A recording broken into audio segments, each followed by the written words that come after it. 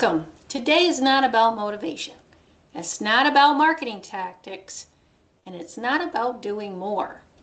It's about understanding why growth can stall even when you're capable, experienced, and working harder than ever.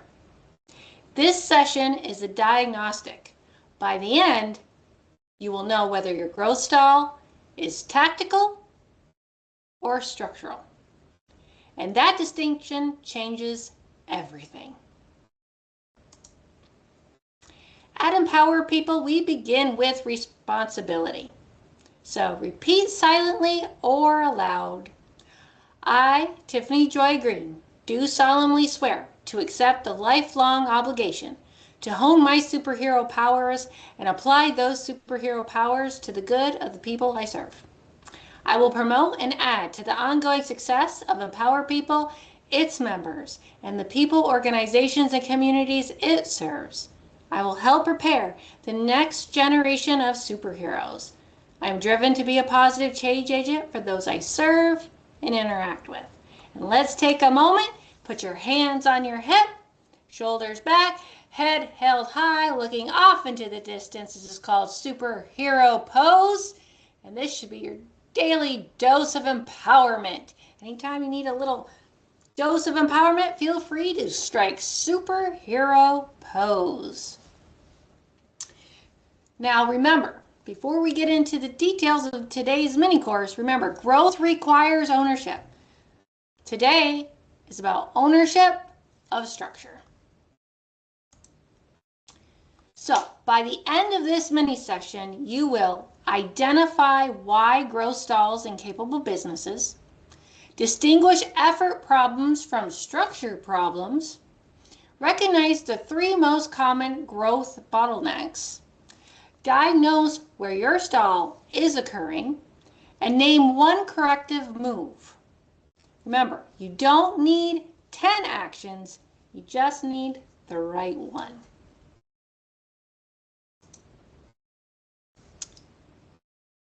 You are capable, you are experienced, and growth feels heavier than it used to. Revenue may not be collapsing, but is it inconsistent or harder or more fragile? Because that friction is not weakness, it's information, it's a signal.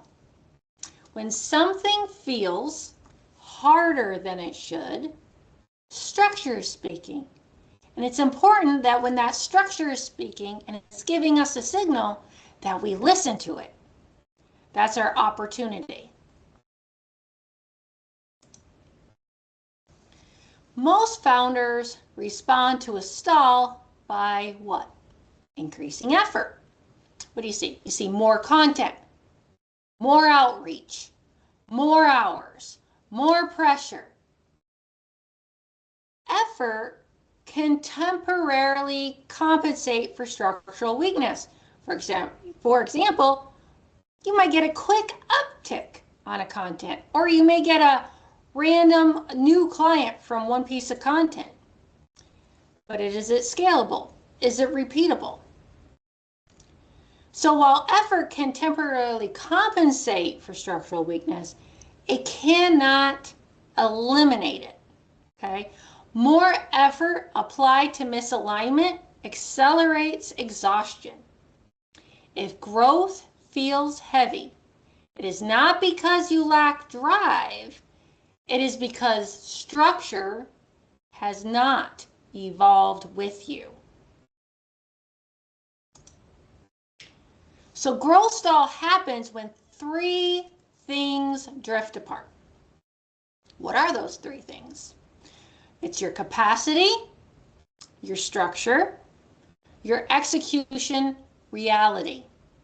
You may have grown as a leader, but your systems may still be reflecting an earlier stage, like when you first started. So what built traction when you first started, for example, will not automatically build to scale, right? That gap creates friction, right? If we think about it in terms of an example, Let's say you thought of a new way or a new recipe for chocolate chip cookies, right? And you bake a batch out of your kitchen. You do all the things legally that in compliance-wise you need to do, and you sell those cookies, right? But in order to sell cookies at your local craft shows, maybe your farmers markets, right? But then you want to do outreach to maybe your local grocers, the capacity of your own private kitchen may not be enough. The structure and how you make the cookies, how you organize that, it may not be enough.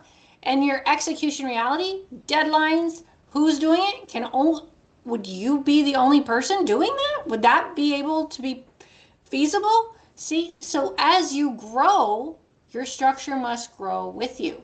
Because if you have that gap between the capacity, structure, and execution reality, friction ensues. Growth stall is not laziness. It is not lack of ambition. It is not a mindset issue. And it is rarely solved by a marketing hack. Growth stall is structural misalignment. And structural problems require structural corrections. Too many times I see when there is a plateau in growth for a business, the common quick reaction is let's throw more marketing at it. If we throw marketing at it, and if marketing works with sales, we'll increase growth. But it's treated like marketing and sales is this external thing. Even though it's internal within the company, it's treated as this external thing that will create growth. But see, marketing and sales is actually part of the entire structure. Everything is woven together to grow the company toward its purpose, okay? And they all have to work in tandem. So when you expect that only one area of the business is going to be able to be responsible for growth, that is already an indicator that there's a problem, because it's never one area of an organization that is responsible for growth. So when structure misaligns, oftentimes founders will internalize it. You start questioning yourself. You work longer. You feel irritated by small things. You experience decision fatigue. You wonder if you are the problem. You are not the problem, but you may be carrying a structure that no longer fits your stage. And what that's an indicator of is the structure that you're relying on right now when you feel these things is like what I like to call the founder operating system.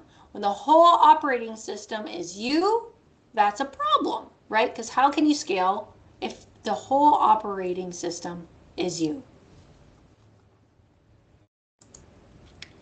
So most growth stalls fall into 3 categories: founder bottleneck, offer drift, or execution fragility. You will likely recognize yourself in one, maybe 2 of them, okay? So pay attention to which creates discomfort, because that is your signal. So let's talk about bottleneck. Founder bottleneck occurs when most meaningful decisions run through you. Progress pauses when you pause. Delegation increases anxiety instead of relief. You feel you got to do everything and you're the only one who can do it right. Ask yourself, if I stepped away for 7 days, what would break? Or even what would stop? What would be put on pause? If the answer is most things, your structure is too founder dependent, and that creates scale resistance. Now, offer drift happens when your services evolved, your pricing shifted, your audience changed, but your systems did not rebuild. You maintained the same systems. You didn't change anything as you change. Again, remember what I said, the disconnect, as if like marketing and sales are its own thing outside the company, nothing else changed internally, okay? So you built your systems, but you didn't rebuild. You are operating a version 3 business with a version 1 infrastructure. That misalignment slows growth quietly. So even if the sales are coming in, what's going to happen in that model is you're not going to be able to maintain that growth. You're not going to be able to manage the growth. So it's one thing to be able to grow, meaning drive new work in, new revenue. It's another thing to be able to manage the new revenue. Because what comes in can quickly go out as well. So execution fragility occurs when momentum depends on urgency, deadlines, energy, your mood. Instead of rhythm, if execution rises and falls with intensity rather than structure, growth will feel inconsistent. So discipline beats intensity, okay? Integration beats adrenaline. Here's a phrase you might hear when you have execution fragility. When the only time momentum occurs is when there's a fire, or it seems like there's always a fire going on somewhere that creates action. If a fire is required for momentum, that's execution fragility. So when structure is the issue, founders often try more marketing, more advertising, more hires. But performance tools applied to alignment problems, guess what? Increase resistance, accelerate burnout, mask root causes. You cannot outwork architecture. You have to correct it. There's not something that you're going to buy that's automatically going to fix structure.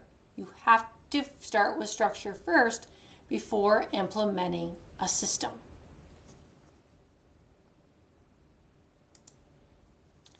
So here's an exercise. We're going to take 60 seconds.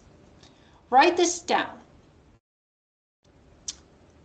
I want you to answer these questions. The first question, I'm going to give you a few seconds to answer it. Where does friction repeat? Write your answer down or type it in to whatever app you prefer. Where does friction repeat?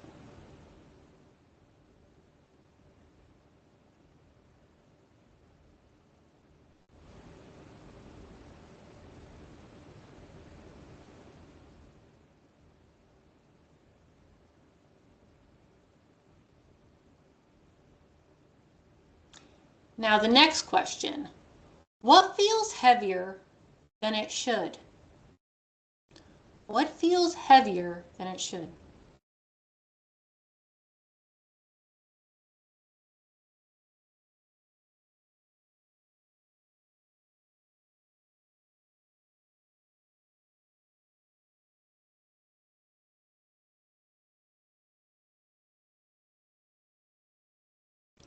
And the last question, what breaks when I step away? What breaks when I step away?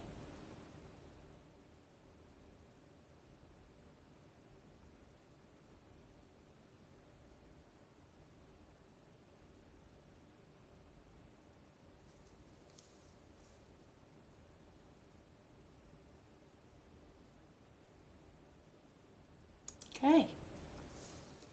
So let me know. Let me know how you respond to those questions. Feel free to let me know in the chat. And if you're watching this perhaps on YouTube or in the school, let me know in the comments. Or if you'd like to reach out directly with your answers, feel free to do that as well. Let's explore. So growth is restored by naming the bottleneck, realigning one system, and installing one consistent rhythm, not 10 changes, one structural correction. Most of you already know which bottleneck is yours. Hopefully that diagnostic helped you if you weren't aware. If you felt discomfort during one section, that is your signal. One of those questions highlighted your biggest discomfort. And that is what you got to focus on. That's your biggest signal. So if what surfaced today feels tactical, meaning you know what to fix, but struggle with consistency, we have Momentum Mondays. Momentum Mondays installs execution rhythm.